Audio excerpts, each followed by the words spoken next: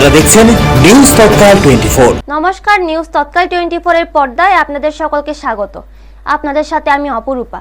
দেখতে থাকুন আজকের সংবাদ শিরোনামগুলি। ধর্মঘট ঘিরে উত্তাল আগরতলা, পিকেটিং এ সিপিএম ও ট্রেড ইউনিয়ন। ধর্মঘটের বিরুদ্ধে আগরতলায় যুব মোর্চা বিএমএস এর বিক্ষোভ। প্রতিকূলতা জয় করে অন্ধ্রপ্রদেশের চ্যাম্পিয়ন, সাবরুমের গর্ব সুস্মিত বর্মন। জোলাইবাড়ি পশ্চিম পিলাক বিদ্যালয়ে 9 কোটি টাকার দ্বিতল ভবনের ভিত্তিপ্রস্তর স্থাপন। দক্ষিণ জেলায় বামপন্থীদের ভারত বন্ধ ব্যর্থ, স্বাভাবিক জনজীবন বিলোনিয়ায়। এখন সংবাদ বিস্তারিত। আগরতলা রাস্তাঘাট আজ সকালে মানুষের ঢল আর রাজনৈতিক উত্তেজনায় ভরপুর। শহরের প্রধান সড়কগুলো জুড়ে দেখা গেল সিপিআইএম সহ বিভিন্ন বামপন্থী ট্রেড ইউনিয়নের সদস্যদের মিছিল। তারা ভারত বন্ধ ধর্মঘটের সমর্থনে অংশগ্রহণ করছিল এবং শহরে পিকেটিং চালাচ্ছিল। বামপন্থী সংগঠনগুলো এই ধর্মঘটকে শ্রমিকদের অধিকার ও সামাজিক ন্যায়ের লড়াই হিসেবে তুলে ধরেছে। আগরতলার জনগণ নানা ধরনের ব্যানার, স্লোগান এবং ক্ষুদ্র ক্ষুদ্র মিছিলের মাধ্যমে আন্দোলনের অংশীদারিতা নিশ্চিত করেছে। শহরের সাধারণ মানুষ জানাচ্ছে, এই ধরনের শান্তিপূর্ণ কর্মসূচি রাজনৈতিক সচেতনতা বৃদ্ধিতে সহায়ক হলেও দৈনন্দিন জীবনে কিছুটা বিঘ্নিত হয়। ব্যুরো রিপোর্ট, নিউজ তৎকাল 24। রাজনৈতিক উত্তাপের আবহে আজ আগরতলার রাজপথে ভিন্ন সুরের প্রতিবাদ দেখা গেল। ঢাকা ধর্মঘটকে সরাসরি প্রত্যাখ্যান করে যুব মোর্চা ও ভারতীয় মজদুর সংঘ বিএমএস এর পক্ষ থেকে রাজধানী শহরে বিক্ষোভ কর্মসূচি সংগঠিত করা হয়। সংগঠনগুলির দাবি, এই ধর্মঘট জনজীবন ব্যাহত করার পাশাপাশি শ্রমজীবী মানুষের স্বার্থের পরিপন্থী। তাই তারা সাধারণ মানুষকে ধর্মঘটে অংশ না নেওয়ার আহ্বান জানান এবং শহরের বিভিন্ন গুরুত্বপূর্ণ এলাকায় বিক্ষোভ প্রদর্শন করেন। বিক্ষোভকারীরা স্লোগান ও ব্যানার হাতে নিজেদের অবস্থান স্পষ্ট করে তোলেন। তাদের বক্তব্য, অকারণ ধর্মঘটে জনদুর্ভোগ বৃদ্ধি পায়। রাজধানী আগরতলায় একই দিনে ধর্মঘট সমর্থন ও বিরোধিতা দুপক্ষের কর্মসূচি ঘিরে রাজনৈতিক আবহ আরো তীব্র হয়ে ওঠে। ব্যুরো রিপোর্ট, নিউজ তৎকাল 24। আপনারা দেখুন, গণতান্ত্রিক পদ্ধতিতে প্রত্যেক দলেরই তাদের কর্মসূচি রাখার অধিকার রয়েছে। যেদিকে আমাদের মাননীয় মুখ্যমন্ত্রী প্রফেসর ডক্টর মানিক সাহাজি সবসময় বলে থাকেন যে গণতন্ত্র যেন সুস্থ থাকে, সবল থাকে। কিন্তু আজকে সকালে আমরা একটি ঘটনা শুনতে পেয়েছি। একটি অটো করে স্কুল ট্রিপে যাচ্ছিল বাচ্চাদেরকে নিয়ে। মেলার মাঠের সামনে কয়েকজন হারমাত বাহিনীরা ওই অটোওয়ালাকে মারধর করেছে, বাচ্চাদেরকে অটো থেকে নামিয়ে দিয়েছে, ওদেরকে স্কুলে যেতে বারণ করা হয়েছে। তাই তার বিরোধিতা জানিয়ে আজকে আমরা যুব মোর্চা বিএমএস আমরা সবাই সংঘবদ্ধ হয়ে আমরা রাজপথে নেমেছি। কারণ এই বন্ধ দেখে রাজ্যের উন্নয়ন এবং দেশের উন্নয়নকে ওরা রুখতে পারবে না। এবং আপনারা সবাই দেখতে পাচ্ছেন যে এই বন্ধকে সবাই কিন্তু ধিক্কার জানিয়েছে, রাজ্যের জনগণ ধিক্কার জানিয়েছে। আমরা সকাল থেকে নাগেরজোলা, মোটর স্ট্যান্ড প্রত্যেকটি জায়গায় শহর অঞ্চলে আমরা দেখতে পাচ্ছি সেই স্বাভাবিক জীবনযাপন কিন্তু এখনও চালু আছে। অ্যাকচুয়ালি আপনারা সকলেই জানেন যে এই গণতন্ত্রের ভিতরে সকলেরই অধিকার আছে যার যার কথা বলার মতো। কিন্তু আমরা চাইছি যে সাধারণ পাবলিককে যাতে কোনো রকম হ্যাম্পার না করে, সবাই যার যার আলোচনা রাখতেই পারে, তাদের দাবি দেওয়া রাখতেই পারে, সেটাতে আমাদের কোনো আপত্তি নেই। কিন্তু সাধারণ পাবলিক যাতে তারা কোনো রকম হ্যাম্পার না হয়। আমরা শুনেছি যে এখানে দাঁড়িয়ে একটা গসিপিং চলছিল, একটা হ্যাম্পারিং করার একটা প্ল্যান চলছিল। ওই প্ল্যান চলার কারণে আজকে নাগেরজোলা স্ট্যান্ডের থেকে শ্রমিক ভাইয়েরাও চলে এসছে।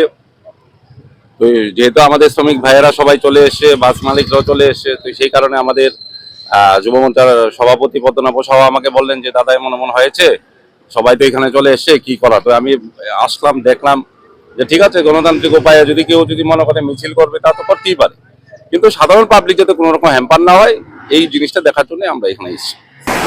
স্বপ্ন যখন প্রতিকূলতার দেওয়াল ভেঙে এগিয়ে যায়, তখন ওই জন্ম নেয় এক অনুপ্রেরণার গল্প।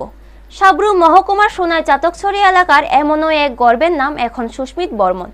সাবরুম কলেজের প্রথম সেমিস্টারের এই তরুণ তার অসাধারণ সাফল্যের মাধ্যমে শুধু নিজের নয়, সমগ্র মহকুমার মুখ উজ্জ্বল করেছে। স্থানীয় সূত্রে জানা যায়, অল্প বয়সেই বাবাকে হারিয়ে জীবনের কঠিন বাস্তবতার মুখোমুখি হতে হয়েছে সুস্মিতকে। তবুও দমে যায়নি তার স্বপ্ন। কঠোর পরিশ্রম, নিয়মিত অনুশীলন এবং অদম্য মানসিক শক্তিকে সঙ্গী করে সে জুনিয়র কবাডি খেলতে অন্ধ্রপ্রদেশে অংশগ্রহণের সুযোগ পায়। শুধু অংশগ্রহণেই থেমে থাকেনি তার যাত্রা। তার দল চ্যাম্পিয়ন হওয়ার গৌরব অর্জন করেছে, যা নিঃসন্দেহে এক বড় সাফল্য। আর্থিক ও পারিবারিক প্রতিকূলতা সত্ত্বেও সুস্মিত প্রমাণ করেছে ইচ্ছাশক্তি ও অধ্যবসায় থাকলে সাফল্য একদিন ধরা দিতেই বাধ্য। তার এই অর্জন আজ সাব্রুমবাসীর জন্য গর্বের বিষয়।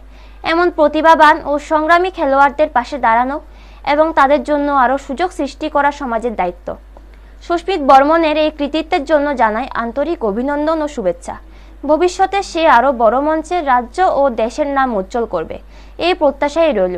ব্যুরো রিপোর্ট, নিউজ তৎকাল 24। শিক্ষার আলো যখন গ্রাম বাংলার প্রত্যন্ত প্রান্তে আরও উজ্জ্বল হয়ে ওঠে, তখন তা শুধু একটি ভবনের ভিত্তিপ্রস্তর স্থাপন নয়, একটি এলাকার ভবিষ্যৎ নির্মাণের সূচনা। সেই প্রত্যাশা ও উদ্দীপনাকে সঙ্গী করে পশ্চিম পিলাক দ্বাদশ শ্রেণী বিদ্যালয়ে নতুন দ্বিতল ভবনের ভিত্তিপ্রস্তর স্থাপন করা হলো। জোলাইবাড়ি বিধানসভা কেন্দ্রের অন্তর্গত এই বিদ্যালয়ে আয়োজিত অনুষ্ঠানে ভিত্তিপ্রস্তর স্থাপন করেন এলাকার বিধায়ক তথা মন্ত্রী শুক্লাচরণ নোয়াতিয়া। উপস্থিত ছিলেন জোলাইবাড়ি ব্লকের বিএসসি চেয়ারম্যান, পঞ্চায়েত সমিতির চেয়ারম্যান তাপস দত্ত, দক্ষিণ জেলা কমিটির সদস্য শম্ভু মালিক, পঞ্চায়েত সমিতির ভাইস চেয়ারম্যান কেশব চৌধুরী, বিদ্যালয় পরিচালনা কমিটির সদস্যবৃন্দ, শিক্ষক শিক্ষিকা ও অভিভাবকরা। মন্ত্রী শুক্লাচরণ নোয়াতিয়া বক্তব্য রাখতে গিয়ে বলেন, রাজ্য সরকারের মূল লক্ষ্য পাহাড় ও সমতল উভয় অঞ্চলে সমানভাবে শিক্ষার সুযোগ পৌঁছে দেওয়া। প্রত্যন্ত এলাকাতেও উন্নত শিক্ষা পরিবেশ ও পরিকাঠামো গড়ে তুলতে সরকার বদ্ধপরিকর। প্রায় 9 কোটি টাকা ব্যয়ে নির্মিতব্য এই নতুন দ্বিতল ভবন সম্পূর্ণ হলে আধুনিক শ্রেণীকক্ষ, উন্নত পাঠদানের পরিবেশ ও প্রয়োজনীয় সুযোগ সুবিধা নিশ্চিত করা সম্ভব হবে বলে তিনি আশাবাদ ব্যক্ত করেন। তিনি আরও উল্লেখ করেন, অতীতে বহু বিদ্যালয়ে পর্যাপ্ত পরিকাঠামোর অভাব ছিল। বর্তমান সরকার সেই ঘাটতি পূরণের ধারাবাহিকভাবে কাজ করে চলছে।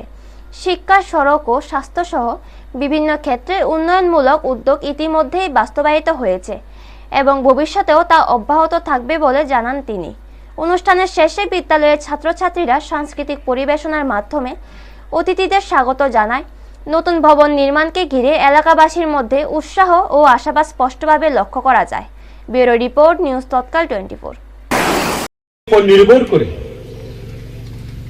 এক সময় আমরা দেখতাম যে রাজ্যের শিক্ষা দপ্তর শিক্ষক নিয়োগ করার ক্ষেত্রে বর্তমান আমাদের রাজ্যের মাননীয় মুখ্যমন্ত্রী যে পলিসিতে, যে ট্রান্সপারেন্সিতে,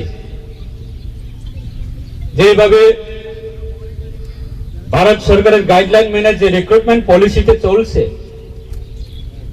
যে যারা মেরিট লিস্টে যারা এলিজিবল হবে, সিলেকশন হবে, তারাই কোয়ালিফাই এবং তাদের পরিবারেই রাজ্য সরকারের শিক্ষক চাকরি করার এটা স্কোপ।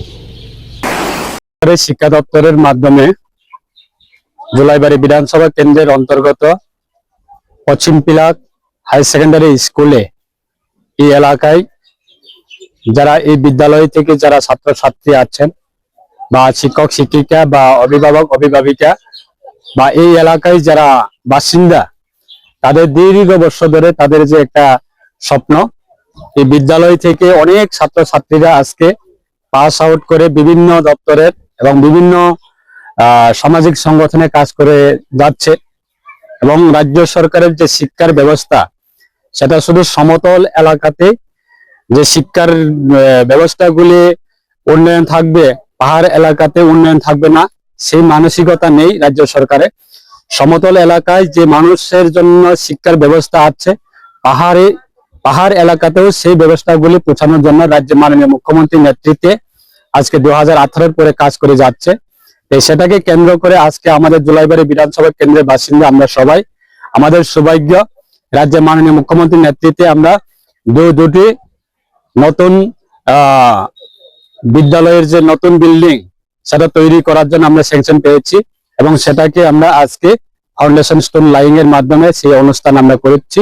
আমাদের এই পশ্চিম পিলাক গ্রাম পঞ্চায়েতের অন্তর্গত এই পশ্চিম পিলাক হাই সেকেন্ডারি স্কুলে যে নতুন বিল্ডিং তৈরি করার জন্য ফাউন্ডেশন স্টোন লাইং, সেই ফাউন্ডেশন স্টোন লাইং যে বিল্ডিং তৈরি হবে সেই ক্ষেত্রে প্রায় 8,26,00,000 টাকা অর্থ ব্যয় হবে এবং সেই অর্থ আমাদের রাজ্য সরকার, ফাইন্যান্স ডিপার্টমেন্ট এবং রাজ্যের মাননীয় মুখ্যমন্ত্রীর নেতৃত্বে সেটা আমরা স্যাংশন পেয়েছি।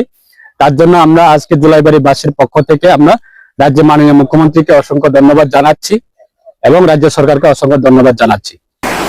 নাসা ভারত বন্ধে সাড়া মিলল না দক্ষিণ জেলায়।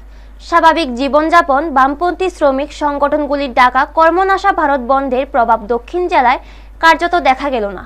বিলোনিয়া সহ গোটা দক্ষিণ জেলায় দিনভর জনজীবন ছিল সম্পূর্ণ স্বাভাবিক ছন্দে।